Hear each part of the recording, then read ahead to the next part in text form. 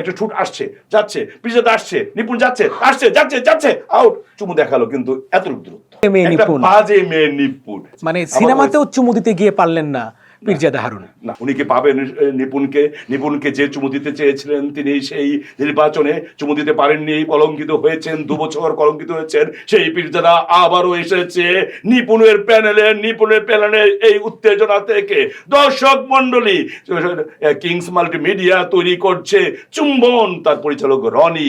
এবার কি পারবে পীরজাদা তার বহাল রাখতে? এবার কি চুমু দিতে পারবে?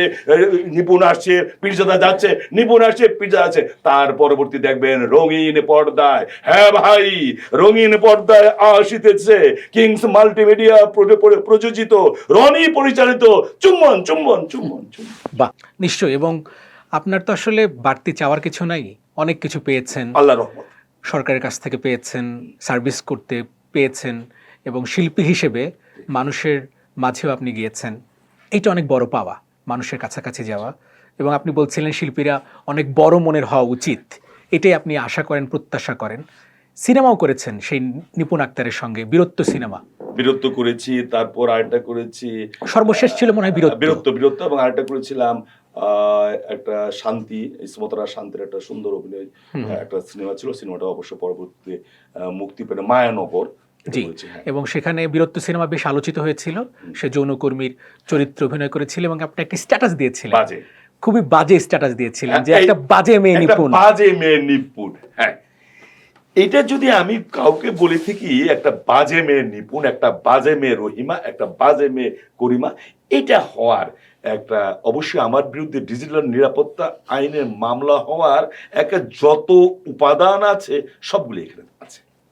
তাহলে কেন আমাদের বিরুদ্ধে ডিভিশন মামলা হলো না? বা আপনি এতক্ষণ আপনার পক্ষে এত সাফাই গিয়ে আসলেন, আপনি কোনো শিল্পীর বিরুদ্ধে বলেননি, শিল্পীর বিরুদ্ধে বলবেন না, আপনি একটা মেয়ের সবচেয়ে খারাপ জায়গায় আপনি আঘাত করেছেন, বলেছেন একটা বাজে মেয়ের। এটি হলো আমাদের যারা শিল্পী, যারা এইসব শিল্পকর্ম আছে, তাদের একটা ট্রেন্ড, যে এটা ভাইরাল করার জন্য বা এটা আলোচনা করার জন্য। আমি বলছি বাজে মেয়ে কোন দিক দিয়ে, আমি তারপর কিন্তু লিখেছি সে একটা বাজে চরিত্র অভিনয় করেছে। কি চরিত্র অভিনয় করেছে? আমি কিন্তু নিপুণকে বলিনি। নিপুণ যে চরিত্র অভিনয় করেছে, একটা পতিতার চরিত্র অভিনয় করেছে, একটা দেহ ব্যবসায়ীর চরিত্র অভিনয় করেছে, তাকে বলেছে একটা বাজে চরিত্র সে অভিনয় করছে, একটা বাজে মেয়ে নিপুণ, এই ইয়ে। আর আমি ছিলাম সেখানে বিচারক, আমি জাস্টিস ছিলাম। তাই ওখানে কিন্তু তারপর পরে প্রথম খুব খারাপ লাগবে।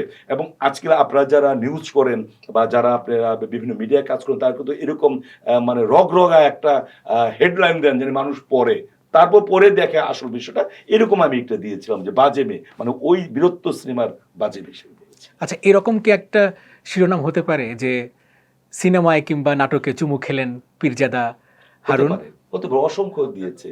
যে চুমুর কি শেষ হলো? উনি কি এখন আবার চুমু দেওয়ার বৈধ লাইসেন্স পেয়েছে ওই কমিটিতে? যে এসব সহজভাবে নিয়েছে আমি। এবং আপনি আরো খারাপ করে, চুমুকাণ্ডের শেষ হলো কি? এখন কি স্বেচ্ছায় এই নিপুণ পীরজাদাকে চুমু দেবে, বা পীরজাদাকে সেই চুমু নেওয়ার লাইসেন্স দেওয়ার জন্য কি একই পেয়েছে এই মানে প্যানেলে? এরকম আসতে পারে। এরকম হেডিং দেখে কিন্তু মানুষে ওই নিউজটা পড়ে। আজকে তো কম্পিটিশনের যুগ, প্রতিযোগিতার যুগ। আপনার পণ্য কখন ব্যবহার করবে মানুষ? যখন আপনি একটি পণ্যের একটা বিজ্ঞাপন দিবেন, মানুষের ব্রেনে আঘাত করবে, তখন আপনার পণ্যটা পড়বে। কেন আপনার এই টিভিটা দেখবে, কেন আপনার এই চ্যানেলটা দেখবে? ওইভাবে আপনি বলে সময়ের প্রয়োজনের সময়, চারিদিকে বাংলাদেশ, হৃদয়ে বাংলাদেশ, কতই তো এরকম একটা ইয়ের জন্য এটা আসে যে মানুষকে চমক সৃষ্টির জন্য এই বিষয়গুলি লেখে, তারপর ওইটা দেখে। আর এটা লেখা দেখা মাঝে হলো আপনার চয়েসের ব্যাপার। আপনার কি কম্পিটিশন যুগে আপনার টিকতে হবে, থাকতে হবে, এর জন্য এই নিউজগুলি করা হয়। এবং এগুলো ভালো, নাহলে মানুষ দেখবে না তো। মানুষের তো অসংখ্য কাজ আছে, মানুষের কাজ নেই পত্রিকা পড়া, আমরা মানুষের কাজ নেই যে নিউজ। আপনি যখন ইউটিউবে যাবেন, হাজার হাজার পীরজাদা আবার চুমু দিল নিপুণকে, তখন এটা দেখবে যে পীরজাদা একটা অভ্যাসগত অপরাধ। কিং মাল্টিমিডিয়া একটা সিনেমা বানাচ্ছে কাল্পনিক, সেই সিনেমাতে রাহিদ রনি পরিচালক। কিং মাল্টিমিডিয়ার ব্যানারে রাহিদ রনি পরিচালিত সিনেমার নাম চুম্বন।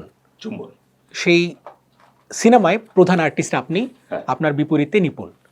সেখানে চুমুর একটা দৃশ্য আছে, সত্যিকার অর্থে চুমু দিতে হবে, গালেই। সেটা আপনি দিবেন?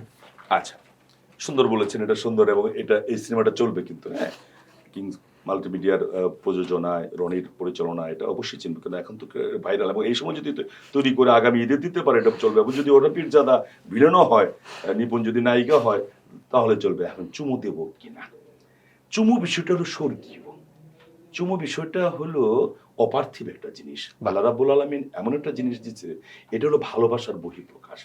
আমি চুমু দিয়েছি আমার মাকে, আমি চুমু দিয়েছি আমার বাবাকে, আমার চুমু দিয়েছি আমার দুটি সন্তানকে, আমি চুমু দিয়েছি আমার স্ত্রীকে।